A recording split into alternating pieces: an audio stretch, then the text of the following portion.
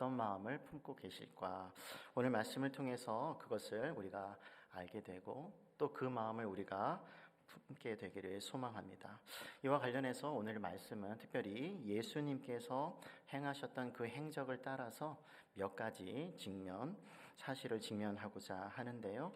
먼저 예수님께서 이 땅에 오신 목적, 그것을 밝히셨는데 마가복음 1장 35절에서 39절의 말씀을 보게 되면 예수님께서 이 땅에 오신 목적을 내가 전도하러 왔다 이렇게 말씀하시거든요. 38절 말씀인데 우리 같이 볼까요? 이르시되 우리가 다른 가까운 마을들로 가자. 거기서도 전도하리니 내가 이를 위하여 왔노라. 그러니까 예수님께서 이 땅에 오신 말씀 복음을 통해서 하나님의 나라를 전하고 또 그 안에 백성들을 불러 모으는 그 귀중한 그 막중한 사역을 감당하기 위해서 이 땅에 오셨다는 것이죠. 그런데 하나님께서는 예수님을 통해서 얼마든지 홀로 다 감당하게 하실 수 있으셨지만 그렇지 아니하시고 특별히 제자라고 하는 사람들을 세워서 불러서 그들과 함께 그 막중한 사명을 감당케 하셨다는 것을 볼 수가 있는데 우리가 마가복음 3장 13절에서 14절의 말씀을 보게 되면 예수님께서 원하시는 이들을 제자로 부르셨고 그 인원이 12명이었다 이렇게 말씀하고 있어요. 그런데 14절의 말씀을 보게 되면 이에 12를 세우셨으니 이는 이유죠. 무엇을 위해서 그 12명을 세웠는가 봤더니 자기와 함께 있게 하시고, 그러니까 예수님과 함께 하게 하시는 거예요. 그러니까 예수님의 교육 방식, 또 사역의 방식은 도제 교육이다 이렇게 볼 수가 있어요. 함께 먹고 자고 보여주고 또 가르침을 받고 또 그것을 통해서 하시는 것이죠. 또 그 마지막 굉장히 중요한데요. 그렇게 함께 하시는 또 이유가 뭐냐 가만히 봤더니 또 보내사, 파송한다는 거죠. 전도도 하며. 그러니까 예수님께서는 전도하러 오셨는데 혼자 전도하지 아니하시고 팀을 이루어서 이렇게 전도하셨다 이렇게 우리에게 말씀해 주고 있는 것입니다. 그런데 예수님께서 그 12명을 부르시고 나서 이제 전도하자, 이제 나가서 너희가 가진 힘을 가지고 전도해 라고 하지 아니하시고 15절의 말씀을 보니까 권능을 주셔서 그 일을 감당케 하셨다는 것이에요. 15절 볼까요? 귀신을 내쫓는 권능도 가지게 하려 하심이러라. 아까 1장에 보게 되면 예수님께서 전도하시면서 귀신을 쫓아내시는 그런 사역들을 감당하시거든요. 똑같이 12명에게도 권능을 주시고 악한 영을 쫓아내는 그런 일도 하게 하셨다라고 하는 것이에요. 그러니까 악한 영을 쫓아내는 힘의 근원은 제자들 자신에게 있는 것이 아니라 하나님께 있음을 우리에게 보여주는 것이죠. 그러니까 하나님께서는 부르시고 당신의 능력을 분여 나눠주시는 것이죠. 그 일을 감당할 수 있는 능력을 주셔서 사용하신다. 이것은 굉장히 오늘날 우리에게 도전을 주는 것이에요. 그러니까 이게 모든 하나님의 일을 할 때 동일하거든요. 내 힘을 가지고 하면 그건 내 일이 되고 하나님께 기도하고 하나님을 의지하고 하나님께 간구하면서 하면 그건 하나님의 일이 되는 것이에요. 그래서 이 전도든 기도든 찬양이든 어떤 섬김이든 우리는 항상 하나님을 의존할 수밖에 없는데 특별히 우리가 구해야 하는 것이 무엇일까요? 하나님의 부르심을 받았다면 또 직분자로 세움을 받았다면 우리가 또 전도로 하러 나가야 하는 그와 같은 교회로서의 전도로서의 사명을 감당하기 위해서 필요한 게 뭘까? 이런 권능인 것이에요. 그래서 기도할 때 하나님 권능을 주시옵소서, 제자들에게 권능을 주셔서 사용케 하셨던 것처럼 우리들에게도 능력을 주셔서 그 일을 감당케 하여 주시옵소서. 이게 우리 모든 공동체의 기도 제목이 되어야 하는 것이에요. 그러면 하나님의 일이 또 하나님의 역사가 거기서 드러나는 것이죠. 그것을 경험한 제자들이 나중에 막 돌아오거든요. 야, 진짜로 이런 일이 일어났습니다. 이건 간증이죠. 우리에게도 그와 같은 간증이 일어날 수 있는 것입니다. 이것을 잘 알고 있었던 사도 바울이 디모데전서 1장 12절에서 이렇게 고백하거든요.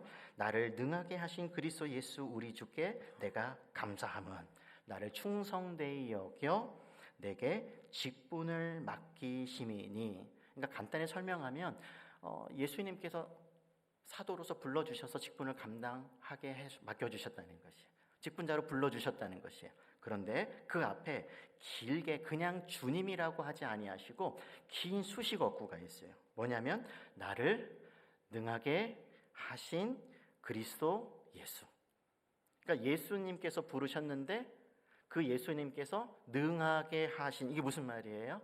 능력을 주셔서 그 직분을 감당할 수 있는 권능을 주셔서 사도로서, 또 이방인의 사도로 그렇게 사역을 감당할 수 있게 하셨습니다. 이것은 사도 바울의 고백이죠. 간증이죠. 경험이죠.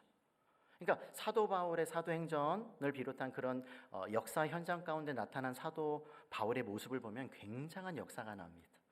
예. 그래서 예수님처럼 정말 그 초대교회의 기적과 이적이 사도 바울을 통해서 나타나요. 죽은 자도 살아나는 역사. 그 예수님께서 하셨던 일을 그대로 이어서 하거든요. 왜 어떻게 가능했을까요? 예수님께서 주시는 그 능력을 분여받았기 때문에, 나눠받았기 때문에 가능한 거거든요. 그러니까 사도 바울이 이렇게 고백하는 것은 그건 사실입니다. 그런데 이게 사도 바울만의 고백이 아니에요. 지금까지 인류 역사 속에서 모든 교회 안에서 일어났던 일이에요. 그래서 하나님의 사람들은 하나님의 일을 할 때, 특별히 전도를 비롯해서 이와 같은 하나님의 능력을 간구하면서 해야 하는 것이죠. 이런 고백을 하면서 나를, 우리를, 우리 교회를, 우리 팀을, 우리 목장을 능하게 하셔서 하나님의 일을 감당하게 하시는 주님이심을 우리가 함께 고백할 수 있어야 한다는 것이에요. 그래서 사도 바울은 자신 안에 있었던 그 힘의 근원이 어디에서 오는지 분명히 알고 우리에게 밝혀주는 것이죠. 그래서 오늘도 특별한 우리가 하나님의 부르심을 받았다면 순종을 통해서 그와 같은 권능을 경험할 수 있기를 바랍니다. 제가 이것을 이렇게 같은 것들을 우리가 좀 신방을 하거나 아니면 이렇게 대화하거나 오랫동안 이렇게 섬겨왔던 분들하고 대화하는 가운데 종종 이와 같은 이야기를 하면 고개를 끄덕이셔요. 10년, 20년 구역장으로, 목자로, 또 다양한 직분으로 섬기면서 참 우여곡절이 참 많았다는 거 다 고개를 끄덕이셔요. 포기하고 싶고 그만두고 싶을 적도 굉장히 많았다고 얘기해요. 근데 그만둘 수가 없었던 것은 그 일을 어려워도 감당했을 때 특별한 은혜, 그 역할을, 그 직분을, 그 위치를 감당했기 때문에 받을 수 있었던 특별한 은혜를 다 경험했더라고요. 우리도 그렇지 않습니까? 그래서 오늘날도 우리가 하나님의 일들을 감당할 수 있었던 것은 이와 같이 특별하게 부르신 사람들에게 특별히 내려주시는 그와 같은 은혜, 그 능력, 그것이 있었기 때문에. 그래서 우리는 하나님의 능력을 구해야 하는 것이에요. 감당할 수 있는 능력을, 은혜를 허락하여 주시옵소서. 기도할 때 우리도 그 힘으로 섬길 수 있을 것입니다. 예수님께서 이제는 이와 같은 권능을 주시면서 이 파송을 하는 모습이 누가복음 10장에 나타나게 되는데, 누가복음 10장에 보게 되면 이제 70명을 2명씩 짝지어서 전도 파송을 하게 되는 장면이 나옵니다. 거기서 예수님께서 뭐라고 말씀해 주시냐면 너희가 전도하러 나갈 때 2가지 반응이 있을 것이다. 환영하는 사람과 거절하는 사람이 있을 것이다. 그런데 분명한 것은 거절하는 사람들만 있을 것이다 라고 말씀하지 아니하시고 6절에 보게 되면 환영하는 사람들, 받아들이는 사람들이 있는데 평안을 받을 사람이라고 묘사되었죠. 같이 한번 볼까요? 6절. 만일 평안을 받을 사람이 거기 있으면 너희의 평안이 그에게 머물 것이요 그렇지 않으면 너희에게로 돌아오리라. 그러니까 분명한 것은 환영하는 사람들이 있다는 것이죠. 영접하는 사람들이 있다는 것이죠.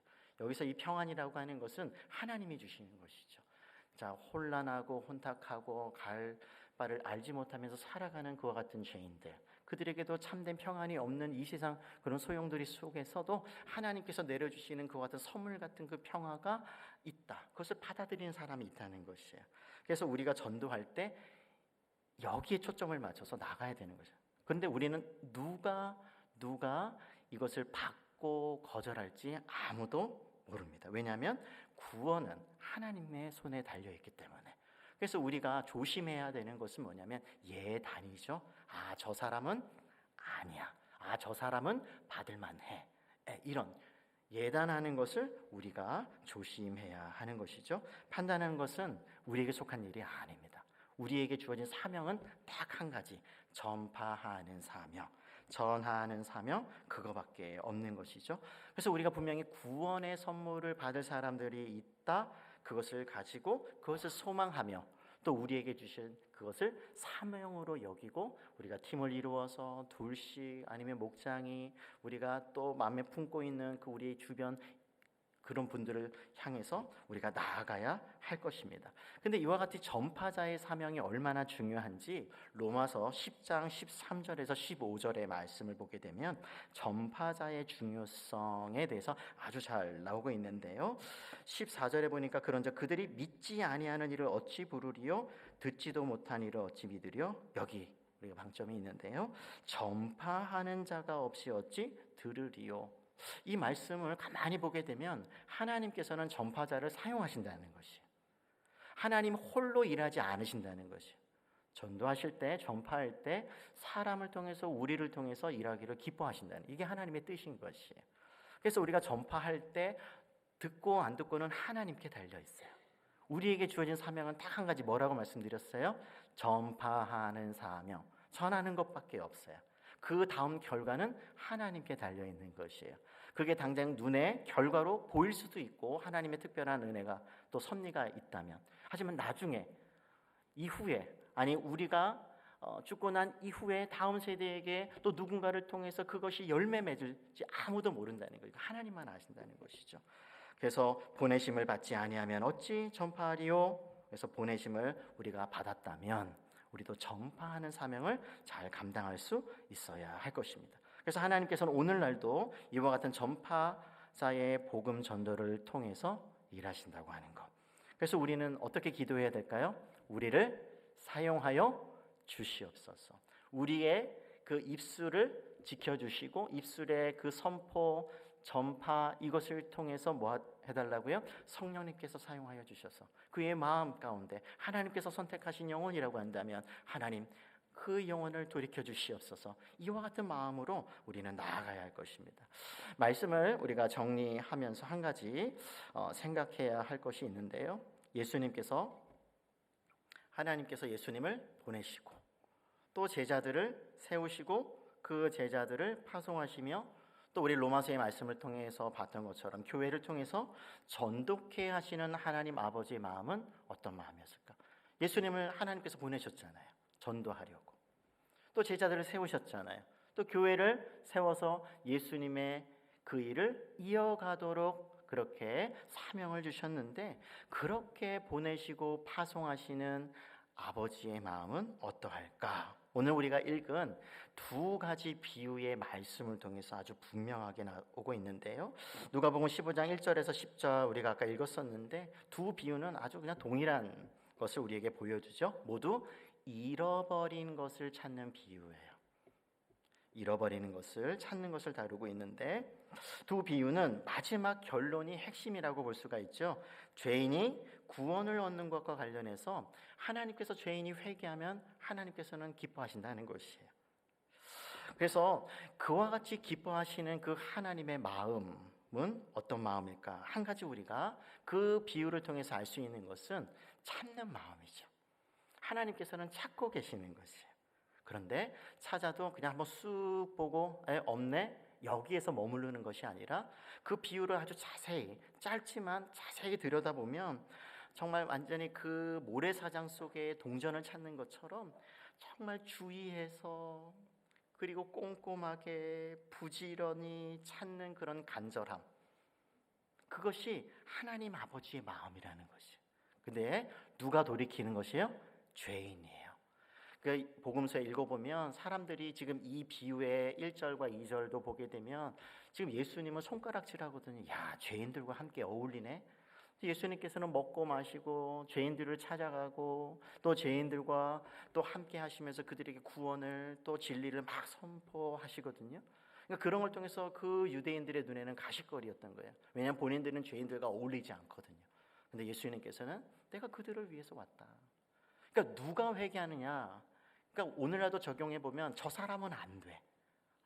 절대로 좀 나쁜 표현으로 저 인간은 구원받으면 안 돼. 이런 원수일지라도 하나님의 마음에는 누구라고요?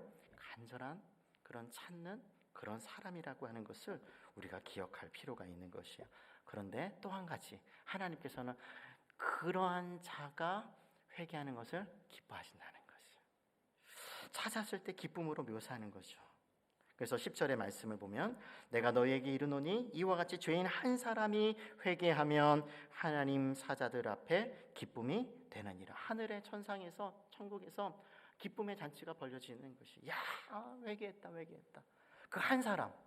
그래서 이 한 사람의 가치를 세상의 어떤 가치 기준에 따르면 참 뭐 없죠. 뭐 하나 그 정도는 뭐 별거 아니야 이렇게 생각할 수가 있는데 하나님 나라의 그 방정식 그 수식에서는요 그 한 사람의 가치가 천하보다 귀하다는 것 우리는 너무나 잘 알고 있잖아요.